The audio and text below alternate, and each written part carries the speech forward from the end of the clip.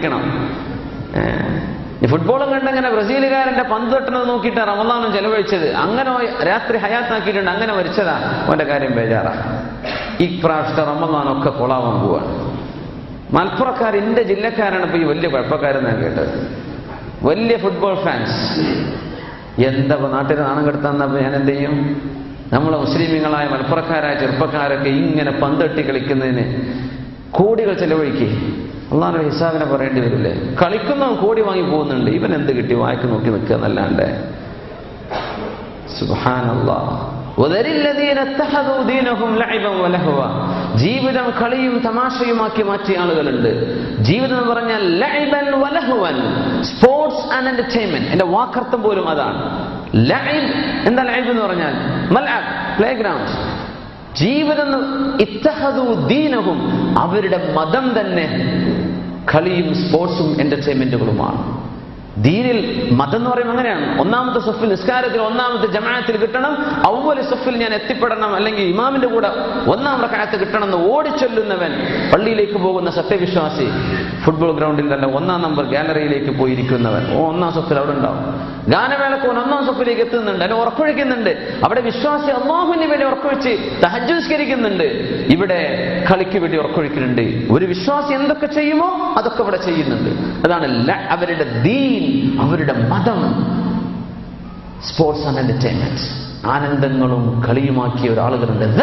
അവരെ വിട്ടേക്ക് നബിയെ, അവരെ പറ്റി അങ്ങ് ചിന്തിക്കേണ്ട, അവരൊക്കെ ഞാൻ കൈകാര്യം ചെയ്യാൻ പോകുന്നുണ്ട്. ഇവിടെ കളിക്കാൻ വിട്ട ലോകമല്ല ഇത്. ഇതാ വിഷയം.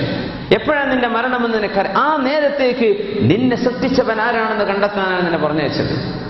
ആ രക്ഷിതാവിനെ അള്ളാഹുവിനെ ചെരിഷ്, അള്ളാഹുവിനെ സുബ്ഹാനല്ലാഹും അൽഹംദുലില്ലാഹും പറഞ്ഞ് നിന്റെ നാവ് കൊണ്ടും കർമ്മങ്ങൾ കൊണ്ടും സൃഷ്ടാവിനോട് നന്ദി കാണിക്കാനാണ് നിന്നെ പറഞ്ഞയച്ചത്, പന്തട്ടി കളിക്കാനല്ല. അതൊരു ജീവിതമാക്കി മാറ്റരുത്. കളിക്കാൻ പറ്റുമെന്ന് വെച്ചാൽ എന്താ? നല്ല ഔറത്തൊക്കെ മറച്ചിട്ട് ഫുട്ബോൾ കളിച്ച ഒരു കുഴപ്പമില്ല, നിസ്കാരം കഥാക്കരുത്, എന്തൊരു വിരോധമല്ല. പക്ഷെ ഇതൊരു ജീവിതമാക്കി മാറ്റുക. ആകെ കളിയോട് കളി, നമുക്കിത് പാടില്ല. അപ്പൊ അങ്ങനെയൊക്കെ ഒരാൾ മരിച്ചാൽ കാര്യം പോക്കാണ്, അത്രേ പറയാനുള്ളൂ. അങ്ങനെ നേരെ ഉറക്കൊഴിക്കുന്ന ആളുകളാണ്. അള്ളാഹുവിന് വേണ്ടി ഉറക്കൊഴിക്കാൻ നമുക്ക് പറ്റുന്നില്ല.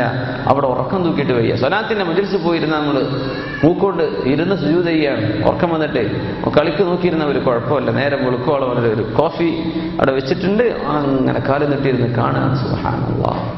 റമദാൻ ഭയങ്കര വേദനയ്ക്ക് ഭയങ്കര വിഷമമുണ്ടായിരുന്നു. കിക്ക് ഓഫ് നടന്നത് ബറാത്തിന്റെ രാവിലെ. എങ്ങനെയുണ്ട്? കളിന്റെ തുടക്കം ബറാത്തിന്റെ രാവ്. ഇനി റമദാന്റെ രാവുകളൊക്കെ പോവാണ്. പൊന്നു മുസ്ലിമീങ്ങളെ, അല്ലാഹുവിന്റെ വലിയ പരീക്ഷണമാണ്, ഭയങ്കര പരീക്ഷണ. നിങ്ങൾ എന്നെ വേണോ അല്ല കളി വേണോ, നീ തിരഞ്ഞെടുത്തോ എന്ന് അല്ലാഹു ചോദിക്കാൻ. ഈ റമദാൻ ലോക മുസ്ലിമീങ്ങൾക്ക് ചാലഞ്ചിങ് ആണ്. നിങ്ങൾ എനിക്ക് വേണ്ടി ഉറക്കൊഴിക്കുന്നുണ്ടോ അല്ല കളിക്ക് വേണ്ടി ഉറക്കൊഴിക്കുന്നുണ്ടോ? എന്ത് ചെയ്യുന്നുവോ ഇറ്റ്സ് അപ് ടു യു. നിനക്ക് തീരുമാനിക്കാം, അള്ളാഹ്ക്ക് ഉറക്കൊഴിക്കണോ അല്ല കളിക്ക് വേണ്ടി ഉറക്കൊഴിക്കണോ. ഈ ഒരു വലിയ പരീക്ഷണമാണ് ഈ വർഷത്തെ റമദാനിന്റെ ഏറ്റവും വിചിത്രമായ രംഗം. ഇത് മുസ്ലിമിന്റെ പരീക്ഷണമാണ്. ആ പരീക്ഷണം നമ്മൾ വിജയിച്ചേ പറ്റൂ. അള്ളാഹു ഇതൊന്നും ഒന്നുമല്ല പടച്ചോനെ, നീയാണ് ഞങ്ങളുടെ മെഹബൂബ് അല്ലാഹ് എന്ന് അള്ളാഹുവിനോട് നമ്മുടെ ഹബ്ബും സ്നേഹവും കാണിക്കാൻ ഈ റമദാൻ സാധിക്കണം. അള്ളാഹു നമ്മെ സഹായിക്കട്ടെ. ആമീൻ യാ റബ്ബൽ ആലമീൻ.